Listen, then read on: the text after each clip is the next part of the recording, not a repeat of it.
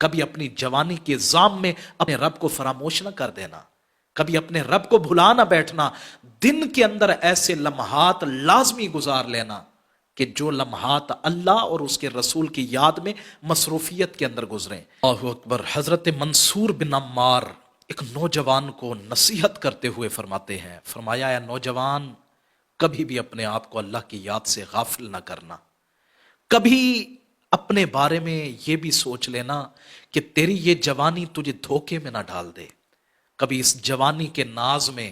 اپنے رب سے غافل نہ ہو جانا، کیونکہ بڑے بڑے لوگ ایسے آئے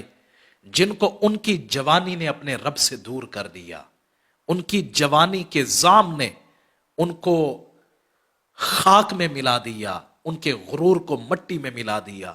کتنے جوان ایسے آئے جن کو اپنی طاقت پہ ناز تھا، جن کو اپنے حسن پہ ناز تھا، جن کو اپنے کمال ہنر پر ناز تھا، اور جو یہ سوچتے تھے کہ آج نہیں تو کل توبہ کر لیں گے،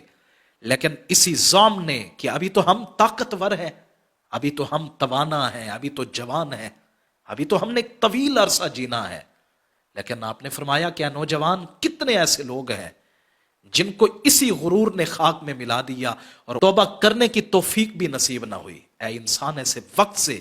اپنے آپ کو بچا کے رکھنا۔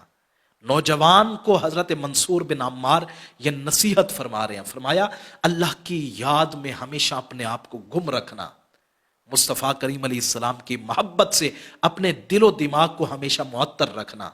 کبھی اپنی جوانی کے زام میں اپنے رب کو فراموش نہ کر دینا، کبھی اپنے رب کو بھلا نہ بیٹھنا۔ دن کے اندر ایسے لمحات لازمی گزار لینا کہ جو لمحات اللہ اور اس کے رسول کی یاد میں مصروفیت کے اندر گزریں۔ رات کے اندر بھی ایسی گھڑیاں اپنے مقدر کے اندر خود ہی لکھ لینا کہ میں نے یہ ٹائم مصطفیٰ کریم علیہ السلام کی محبت کے اندر گزارنا ہے یا اللہ کی یاد کے اندر گزارنا ہے۔